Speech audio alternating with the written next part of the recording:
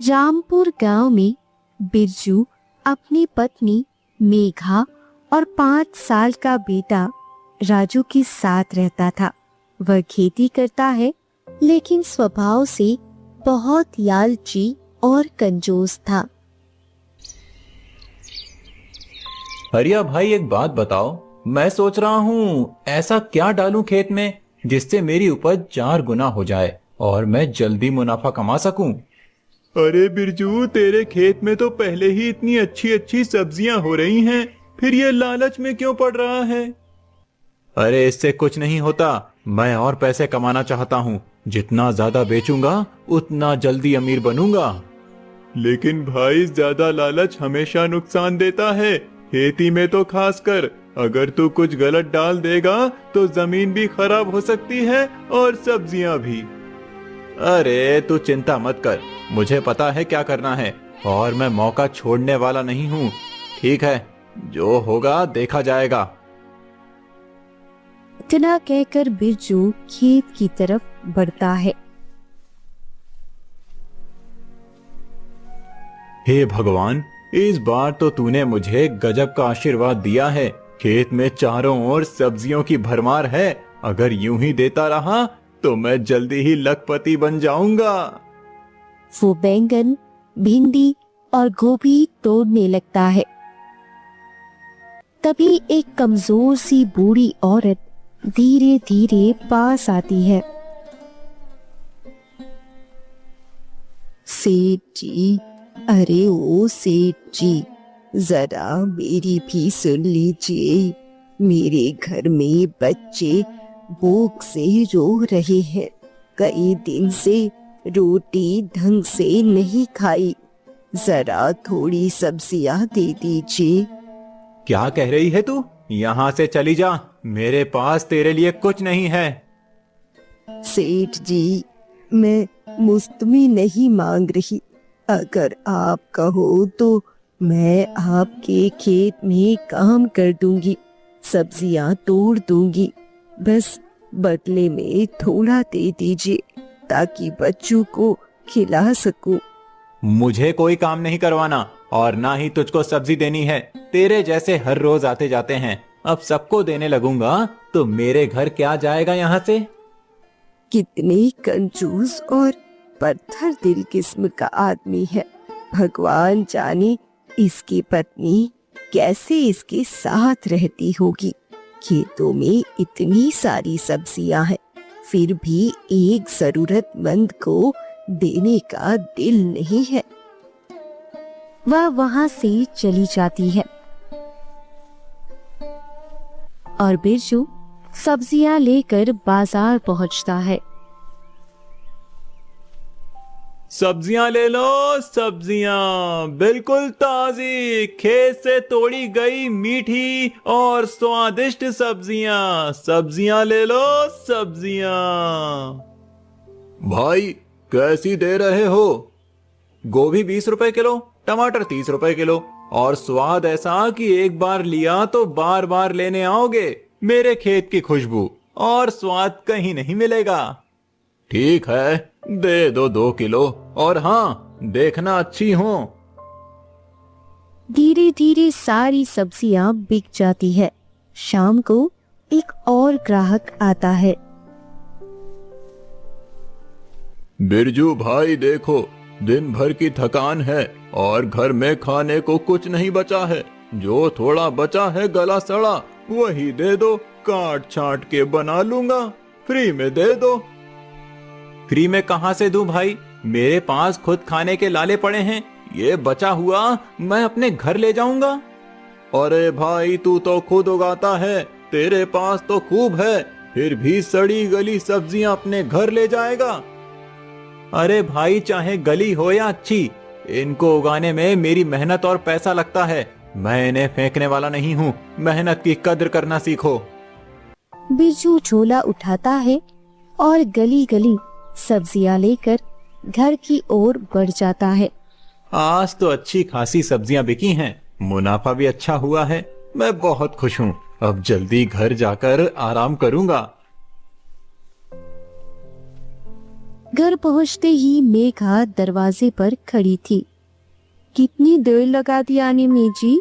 मैं कब से सब्जियों का इंतजार कर रही थी। जल्दी से सब्जियां दे दीजिए ताकि मैं रात का खाना बना लूं। मेघा थैला खोलकर देखती है। अरे यह क्या लाए हो आप? 2-3 सड़ी हुई टमाटर, 1 गोभी और 10 भिंडी। यह तो सेकने लायक है। इसमें मैं बनाऊं क्या? अरे भाग्यवान, इसमें बस थोड़ा थोड़ा ही खराब है, बाकी तो ठीक है, तू बना ले। ये आप क्या कह रहे हैं जी? हमारे खेतों में इतनी अच्छी अच्छी सब्जियां होती है और आप एक दिन भी गर्मी ढंग की सब्जियां नहीं लाते, उल्टा सारे गले सड़े उठा लाते हैं। आपको कितनी बार कहा है? अरे तू समझती क्यों नहीं है? हर बात का रोना लेकर बैठ जाती है। बेचेंगे नहीं तो अमीर कैसे बनेंगे? ज्यादा लालच ठीक नहीं है। आपका यह लालच एक दिन आपको ले डूबेगा। मैं कह रही हूँ, आपका लालच दिन प्रतिदिन बढ़ता ही जा रहा है। अरे जाओ जाओ, उसी से बना दो। सिर्फ चावल बनाना, दाल मत बनाना, और एक से ही हमारा काम हो जाएगा। जी, आप अपनी बात सोचते हो, लेकिन 5 साल के राजू के बारे में भी तो सोचिए। वह बच्चा इतना छोटा है, अगर उसे सभी तरह की खाने नहीं देंगे तो उसके शरीर पर असर पड़ेगा। अरे वो भी समझदार है, जानता है कि रुपया कैसे बचाते हैं। ऐसे ही कई दिन गुजरते हैं। एक दिन, अब इस बार मैं खेती में क्या करूं जिससे मुनाफा और ज्यादा हो जाए? गांव जाकर लल्लन सेठ से पूछता हूं, आखिर उसकी भी एक केमिकल की फैक्ट्री है, शायद मुझे कोई अच्छी राय दे दे। इतना कहकर बिरजू लल्लन सेठ के पास जाता है। राम राम लल्लन सेठ, मैं कई दिनों से सोच रहा था आपसे मिलने के लिए। अरे बिरजू, तुम्हें कितनी बार कहा था कि मेरे यहाँ से केमिकल ले जाया करो। तू जितनी फसल निकालता है उससे कई गुना ज्यादा फसल निकल जाएगी। मैं इसी के लिए इस गांव में आया हूँ कि तुम्हें ये खास चीज दे दूं। लेकिन सेठ जी, इससे हमारे खेत को कोई नुकसान तो नहीं होगा ना? अरे नहीं नहीं, नुकसान कैसा, उल्टा मुनाफा होगा, वो भी ज्यादा। तू जितने पैसे कमा रहा है उससे कई गुना ज्यादा कमा लेगा। सच में? अरे हाँ, ये देख, ये सबसे महंगा केमिकल है। इसे देने में पूरे 50,000 रुपए लगेंगे, लेकिन इसके बाद तेरे खेतों में सबसे बेहतर फसल होगी और मुनाफा इतना होगा कि गिनते गिनते थक जाएगा। अच्छा, तो 50,000 रुपए में आ जाएगा ये केमिकल? ठीक है, मैं अभी पैसे लेकर आता हूँ। बिरजू खुश होकर घर की तरफ लौट रहा होता है। हरिया उसे रास्ते में मिल जाता है। अरे बिरजू, तू कहाँ से आ रहा है इतना खुश होकर? अरे हरिया, उस तरफ लल्लन सेठ मिला था, मुझे अच्छी क्वालिटी के केमिकल दे रहा है, कह रहा है कि इससे मेरी फसल बहुत अच्छी होगी। अरे तू पागल है, केमिकल के पीछे क्यों पड़ा है? वो लल्लन तो सिर्फ भोले भाले किसानों को फंसाकर अपना केमिकल बेचता है। तू ये चक्कर में मत पड़। मेरे जैसी गोबर की खाद डाल और उसी से खेती कर, उससे खेत भी उपजाऊ रहेंगे और सब्जियां भी ताकतवर होंगी। लेकिन हरिया, इसमें समय बहुत लगता है और फसल कम होती है। आखिर जमाना आगे बढ़ गया है तो हमें भी आगे बढ़ना चाहिए। बिरजू, ये खाद हमारे बाप दादाओं के जमाने से खेतों को बचाती आई है और ये केमिकल धीरे धीरे खेतों को बर्बाद कर देगा। ये गोबर खाद वाली बातें अब पुराने जमाने की हो गई हैं। हमारे जमाने में केमिकल आया है तो मैं उसी से तो खेती करूंगा, कम समय में ज्यादा मुनाफा कमाऊंगा। बिरजू खुश होकर घर लौटता है। क्या हुआ जी, आप इतने मुस्कुरा क्यों रहे हो? कुछ नहीं, बस मैंने कुछ सोच लिया है। बिरजू अलमारी में से पैसे निकालने लगता है। अरे, आप इतने सारे पैसे लेकर कहाँ जा रही हो? केमिकल लाने जा रहा हूँ जिससे खेती में ढेर सारी उपज होगी और हम जल्दी ही अमीर बन जाएंगे। ये आप क्या कह रहे हैं जी? केमिकल खेत में डालोगी तो जमीन खराब हो जाएगी, हमारे खेत की जो नमी है वह मिट जाएगी, सब्जियां भी बाहर से सुंदर दिखेंगी लेकिन सेहत के लिए जहर बन जाएगी। कृपया ऐसा मत करिए, मैं आपसे हाथ जोड़कर कह रही हूँ। अरे तुम चुप रहो, तुम्हें क्या पता मुनाफा कैसे कमाया जाता है। आज अगर मैंने मौका पकड़ लिया तो मेरी किस्मत पलट जाएगी। तुम बस देखना मैं क्या करता हूँ। बिरजू पलसी लेकर लाला सेठ के पास जाता है।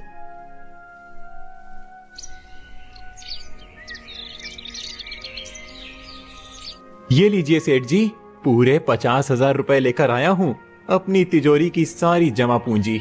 इससे मुझे वो केमिकल दे दीजिए। ये हुई ना समझदारों वाली बात। अब तू देखना, इतना मुनाफा कमाएगा कि अगली बार तो तू इससे भी महंगा केमिकल ले जाएगा। ये केमिकल डालेगा तू अगली बार, देखना। इससे भी महंगा केमिकल आता है? अच्छा ठीक है, पहले ये डालकर देखता हूँ, फिर अगली बार सोचूंगा। बिरजू कुछ ही देर में केमिकल लेकर लौट आता है। वह पूरे खेत में छिड़क देता है। ऐसे ही कई दिन बीत जाते हैं। वाह, देखो तो सही, सब्जियां कितनी जल्दी और कितनी ज्यादा हो गई हैं। अब तो मजा आएगा, इस बार मुनाफा ही मुनाफा होगा। कुछ दिन बाद बाजार में बिरजू सारी सब्जियां तोड़कर ले जाता है। अरे बिरजू भाई, तुम्हारी सब्जियां तो गजब की हैं। देखने में कितनी सुंदर और एकदम लाल लाल, ऐसी तो पूरे बाजार में कहीं नहीं है। हाँ भाई, पूरे बाजार में सबसे सुंदर सब्जी तुम्हारी ही है, मुझे भी दे दो जल्दी। कुछ ही देर में सारी सब्जियां बिक जाती हैं। अरे पता नहीं बिरजू क्या डालता है अपने खेत में, इतना ज्यादा और सुंदर माल कैसे उगता है। अरे भाई, ये खेत में केमिकल डाल रहा है, तभी इसकी सब्जियां ऐसी हो रही हैं। अच्छा तो ये राज है भाई, याद रखना, ये 4 दिन की चांदी है, इसके बाद अंधेरी रात ही आएगी। अभी मुनाफा होगा लेकिन बाद में खून के आंसू रोना पड़ेगा। बिरजू पर असर नहीं होता। वह सब्जियां बेचकर घर लौटता है और मेघा को सब्जियां दे देता है। देखो भाग्यवान, इस बार तुम्हारे लिए बिल्कुल अच्छी अच्छी सब्जियां लाया हूँ। इतनी सुंदर सब्जी मैंने पहले कभी नहीं उगाई। सच भी आज तो सब्जियां देखने में बहुत अच्छी लग रही है। अच्छा, इन्हें धोकर बना लेती हूँ। कुछ दिन बीतते हैं, अगली फसल का समय आता है। मेघा, इस बार तो मैं खेत और घर दोनों गिरवी रखकर ढेर सारा केमिकल लाऊंगा और खेत में छिड़क दूंगा। फसल 1 महीने में तैयार हो जाएगी। जितना ज्यादा उगाऊंगा उतना ज्यादा मुनाफा। लोगों को हमारी सब्जी खूब पसंद आ रही है। ये क्या कह रहे हैं आप? मैं कितने बार समझा चुकी हूँ, खेत में और केमिकल मत डालिए, हमारी जमीन बर्बाद हो जाएगी। ये हमारी रोजी रोटी है। आज मुनाफा दिख रहा है लेकिन कल पछताना पड़ेगा। तुम्हें मेरी समझ पर भरोसा नहीं है? मैंने अपनी सारी जमा पूंजी लगाकर ये काम किया है और देख लो, सब्जियां खूब बिक रही हैं। अब मैं और ज्यादा डालूंगा, बस देखना। अब मैं 1 लाख वाला केमिकल लूंगा जिससे 1 महीने में ही मेरी फसल तैयार हो जाएगी। पर इतने पैसे कहाँ से आएंगे जी? घर गिरवी रख लूंगा, फिर मुनाफा हो जाएगा तो सारे पैसे चुका दूंगा। ऐसा मत कीजिए, हम बर्बाद हो जाएंगे। लेकिन बिरजू बिना कुछ कहे फिर लल्लन सेठ के पास जाता है। लल्लन सेठ, मुझे फिर से केमिकल चाहिए, वो 1 लाख वाला। अब मुझे समझ में आ गया है कि आखिर केमिकल का कमाल क्या होता है। कम मेहनत में ज्यादा मुनाफा। पिछली बार मैंने जितना लगाया उसका 3 गुना मुनाफा मिला है मुझे। वाह बिरजू, यही तो मैं कह रहा था, जब फायदा हो रहा है तो पीछे क्यों हटना। ये लो, ये 1 लाख वाला केमिकल, इससे तो तेरे खेत सोना उगलेंगे। ठीक है, ये लो पैसे और मुझे वो केमिकल दे दो।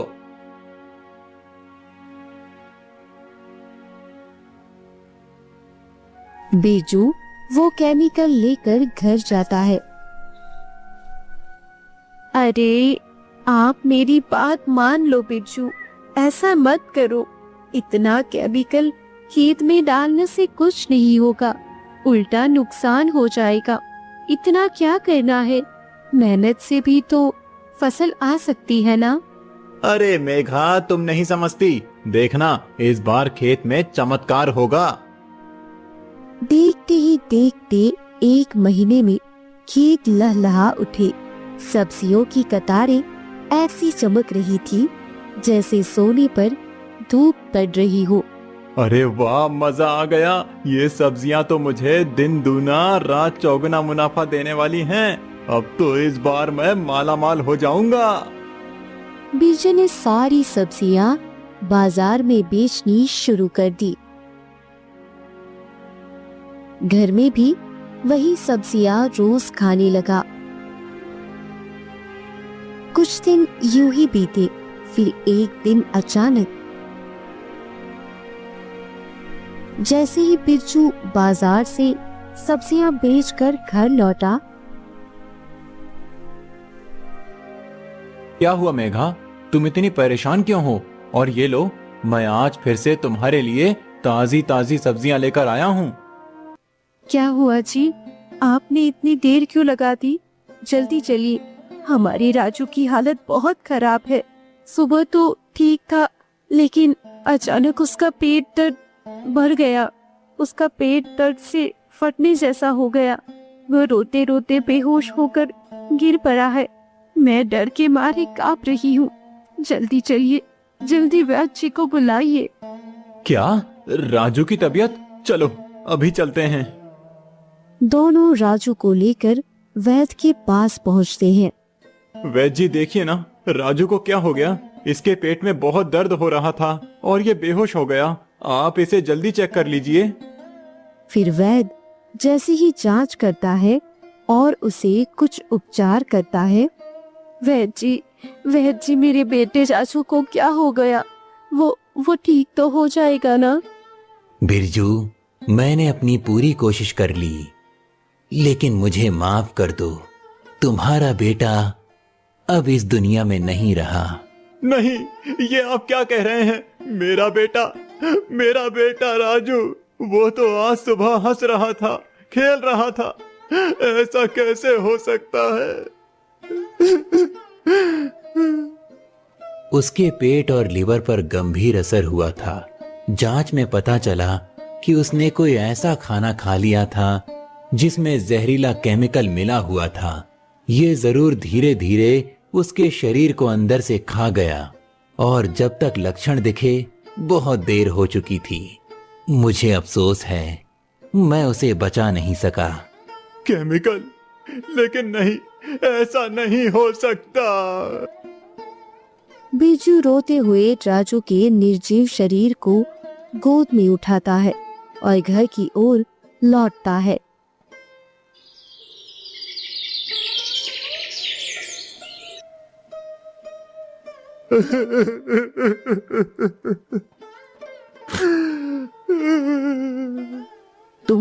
तुम बहुत कठोर दिल इंसान हो बिरजू। तुमने अपने मुनाफे के लालच में मेरे बेटे की जान ले ली। मेरा राजू, मेरा इकलौता बेटा, जिसे मैंने अपनी जान से भी ज्यादा चाहा, वो अब इस दुनिया में नहीं है और इसका जिम्मेदार सिर्फ तुम हो। मेघा, मैं नहीं जानता था ऐसा हो जाएगा। अपने खेत, अपने घर और अपने बच्चों की फिक्र नहीं रही। तुम्हें सिर्फ अपने पैसे और मुनाफे से मतलब रहा। आज तुम्हारी लालच ने मेरा संसार उजाड़ दिया। अब मैं तुम्हारे साथ एक पल भी नहीं रह सकती।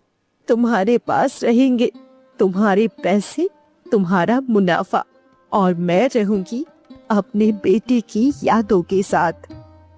ऐसा मत करो मेघा, मैं तुम्हारे बिना नहीं रह सकता। मुझे छोड़कर मत जाओ, मैं टूट जाऊंगा। मेरी बद्दुआ है बिरजू, तुम्हारे साथ वही होगा जो तुम कभी सोच भी नहीं सकते। तुम्हारा खेत, तुम्हारा धन सब खत्म हो जाएगा, तुम अकेले रह जाओगे, और तब तुम्हें समझ आएगा कि मुनाफे का लालच कितना जहरीला होता है। इतना कहकर मेघा घर छोड़कर चली जाती है। बिरजू उसे रोकने की कोशिश करता है, लेकिन वह रुकती नहीं। कुछ दिन गुजरते हैं और बिरजू के खेत से सारी उपज और मिट्टी की ताकत खत्म हो जाती है। हे भगवान, ये क्या हो गया? मेरी सारी सब्जियां ये सारी गल कैसे गई? और ये क्या? ये मिट्टी तो पूरी तरह से फट रही है। अब मैं क्या करूं? मैं तो पूरी तरह से बर्बाद हो गया हूं। मैंने घर भी गिरवी रख दिया और मेरा बेटा भी चला गया और मेरी पत्नी भी। अब मैं क्या करूं? मैं तो बर्बाद हो गया पूरी तरह से। लालच के चक्कर में ये क्या हो गया? अरे बिरजू देख, तेरा खेत तो वीरान हो गया। अब यहाँ घास भी नहीं उगेगी। मैंने तुझे पहले ही कहा था, पर तू सुनता कहाँ है? अपने लालच के चक्कर में भागता रहा उस लालची सेठ के पास। लालच ने तुझसे सब कुछ छीन लिया बिरजू। फसल भी गई, पत्नी भी चली गई, और बेटा तो लालच के जहर से मर ही गया। ज्यादा चाह का यही अंजाम होता है। अब तो तेरे पास खाने को भी कुछ नहीं बचा। किसी को कोई जवाब नहीं देता और वो चलता रहता है, अकेला और निराश हो चुका था। खाने को मोहताज था। फिर ऐसे ही कई दिन बीत जाते हैं और वह भूखा प्यासा जंगलों की तरफ चला जाता है।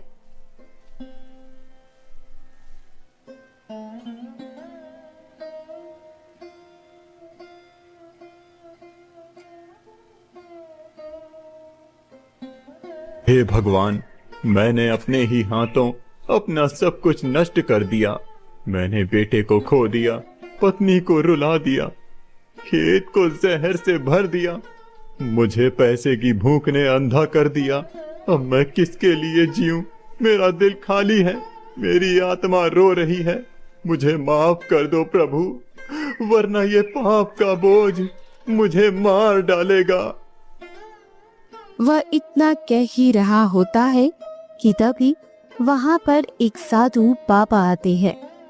बिरजू, तूने अपने लालच के लिए जमीन को जहर दिया, अपने बेटे को खोया, अपनी पत्नी को रुलाया।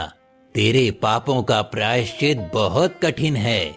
ये तेरी सजा है, और तेरी पत्नी की बद्दुआ भी। आज से तू एक बैल के रूप में इस जंगल में रहेगा और दूसरों के लिए मेहनत करेगा। जिस दिन तेरा दिल सच में पवित्र हो जाएगा, तेरे पापों का बोझ हल्का होगा। उसी दिन तेरी सजा खत्म होगी। मैंने जो किया है ये उसी का फल है। मैं ऐसी लायक हूँ। अब मुझे बैल बनकर अपनी गलती का दर्द महसूस करना होगा। मुझे ये परीक्षा स्वीकार है महाराज। हिम्मत रखना, तुम ये परीक्षा भी पास कर लोगे। इतना कहकर साधु बाबा वहाँ से चली जाती है और तभी बिरजू एक बैल के रूप में बदल जाता है। कई दिन तक बैल के रूप में जंगल में भटकते हुए बिरजू को गांव का हरिया देख ही लेता है। अरे, इतना हट्टा कट्टा बैल और अकेले जंगल में घूम रहा है। इसे पकड़ लेता हूँ, अपने खेत में जुताई करवा लूंगा। वैसे रमेश जुताई के 400 रुपए लेता है और ये तो फोकट में होगा। फिर हरिया बैल को पकड़ लेता है। चलो मेरे साथ चलो और मेरे सारे खेतों में जुताई करो। मुझे बहुत सारी फसल बोनी है। और हरिया बैल को खींच कर लाता है और अपने खेतों में उससे जुताई करवाने लगता है। इसी तरह कई दिन बीत जाते हैं। हे भगवान, अब मुझे बैल बनकर खेतों में जोता जा रहा है। मैं पूरी तरह से थक चुका हूँ और ये दिन रात मुझसे काम करवा रहा है। ऊपर वाला मुझ पर रहम करे।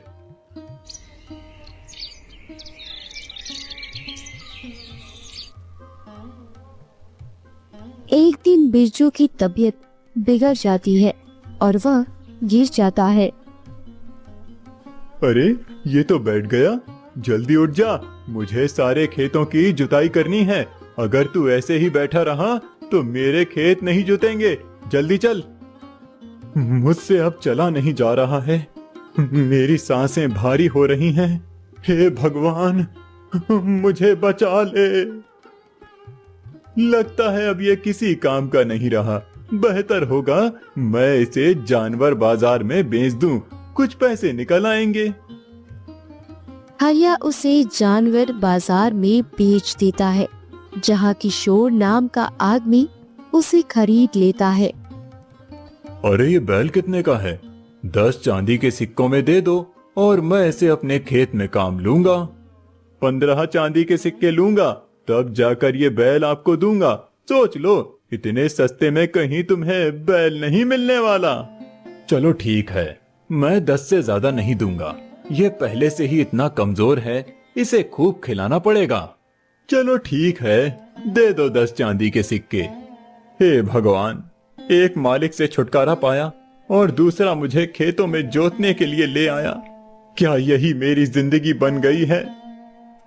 किशोर दिन रात उससे काम करवाता है, लेकिन खाने के लिए सिर्फ सूखी घास देता था। आज तो काम के बाद कुछ अच्छा खाना मिलेगा। कई दिनों से भूखा हूँ। लेकिन किशोर तो सिर्फ सूखी घास डाल गया है। ये कैसे खाऊं? मेरे पेट में आग लगी है। ऐसे में तो मैं और कमजोर होता चला जाऊंगा। कुछ दिन के बाद बिरजू बीमार पड़ जाता है। अरे, ये तो बीमार पड़ गया। मैंने इसे 10 चांदी के सिक्कों में खरीदा था और अब इलाज कराऊं तो 15 से 20 सिक्के लगेंगे। बेहतर है इसे घर से बाहर निकाल दूं। हे भगवान, अब मैं फिर से अकेला हो गया हूँ। ना घर है, ना सहारा है, बस दर्द और पछतावा है।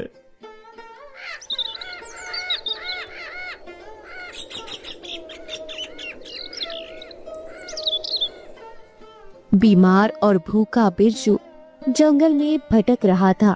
तभी उसकी पत्नी वहां से गुजरती है और उसे देखकर रुक जाती है।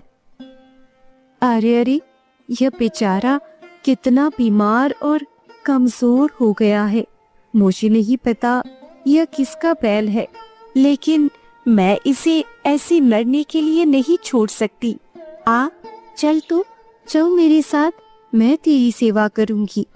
इतना कहकर मेघा उस बैल को अपने साथ एक झोपड़ी में ले जाती है और उसकी सेवा करने लगती है। हे भगवान, ये मेरी देखभाल कर रही है और इसे ये भी नहीं पता कि मैं इसका पति हूँ। मेरी आंखों से आंसू क्यों निकल रहे हैं? शायद पछतावे के। तुम इतना रो क्यों रहे हो? लगता है तुम्हारी तबीयत ठीक नहीं है। कुछ दिन और हमारे साथ रह लो, फिर तुम्हारी तबीयत अच्छी तरह से ठीक हो जाएगी। उसके बाद अपने परिवार के पास चले जाना। और मैंने तुम्हें यहाँ बंधक नहीं बनाया है, इसलिए तुम रोना बंद कर दो। मैं तुम्हें कैसे बताऊं मेघा? मैं इसीलिए रो रहा हूँ क्योंकि मैं तुम्हारा पति हूँ और तुम मुझे पहचान नहीं रही हो। काश मैंने तुम्हारी और अपने बेटे की कदर की होती। तभी साधु बाबा फकीर का रूप धरकर उसके दरवाजे पर आते हैं।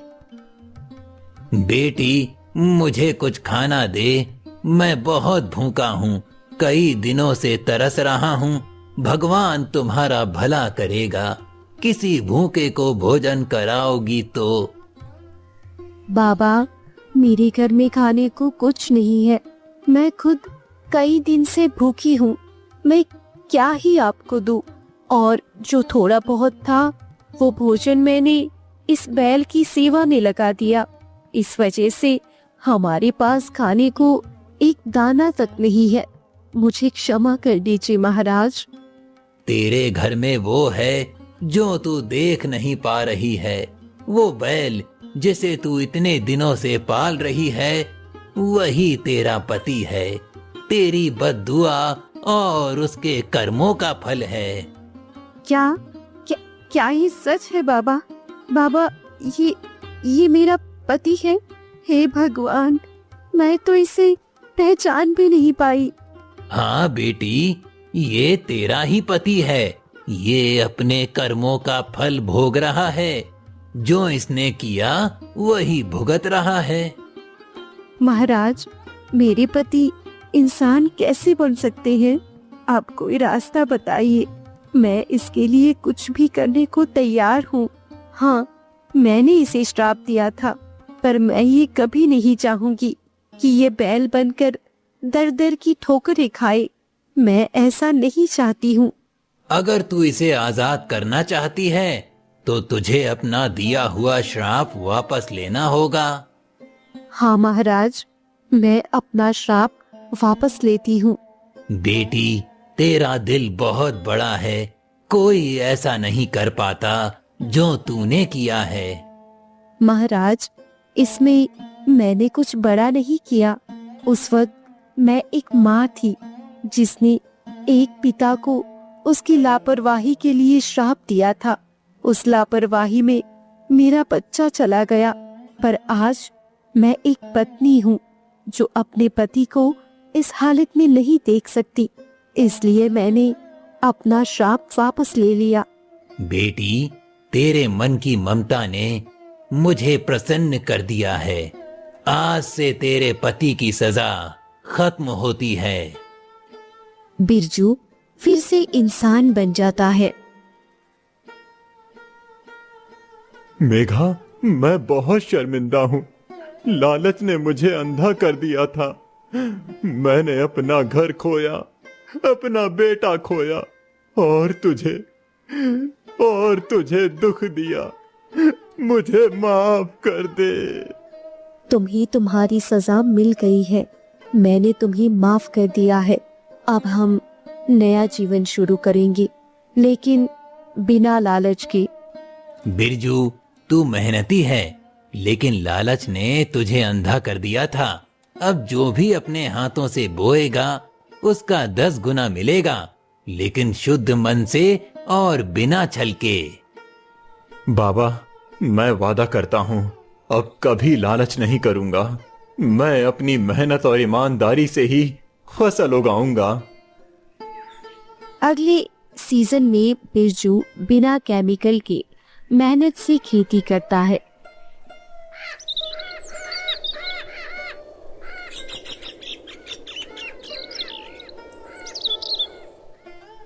अरे बिरजू, इतने दिनों से कहीं दिखाई नहीं दे रहा था और फिर से खेती करने लगा।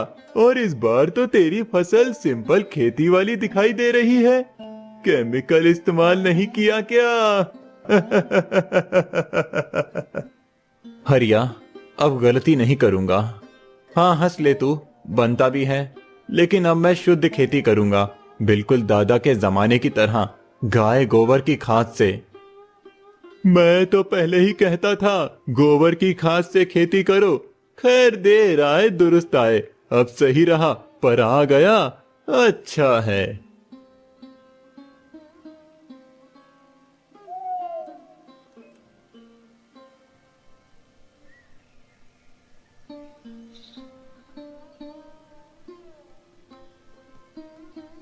अरे, वो तो किशन है और केमिकल खरीद रहा है।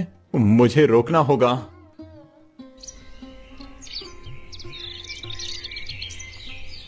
अरे किशन भाई, ये क्या कर रहे हो? थोड़ी फसल कम हो रही है तो केमिकल ले रहा हूं। नहीं, केमिकल मत लो। शुद्ध गाय के गोबर वाली खेती करो, तुम्हारा खेत भी बचेगा और फसल भी। अरे अपने काम से मतलब रख, चुप कर। तेरी वजह से मैं पूरी तरह बर्बाद हो गया लल्लन। ये मैं कभी नहीं भूलूंगा, मरते दम तक। पर अब गांव में किसी को बर्बाद नहीं होने दूंगा, सबको सही राह सिखाऊंगा, केमिकल फ्री खेती के लिए कहूंगा। चल तूने बोल दिया तो अब मुझे भी शक हो रहा है। पहले डरता था केमिकल लेने से, पर तेरी बातें सुनकर लग रहा है गाय गोबर वाली खेती ही सही है। किशन केमिकल छोड़ देता है और चला जाता है। धीरे धीरे लल्लम सेठ की दुकान पर सन्नाटा छा गया। गांव के लोग अब सिर्फ गाय गोबर की खाद से खेती करने लगे। बिरजू, जिसने लालच से सब खोया था, अब गांव का सबसे भरोसेमंद किसानी गुरु बन गया था।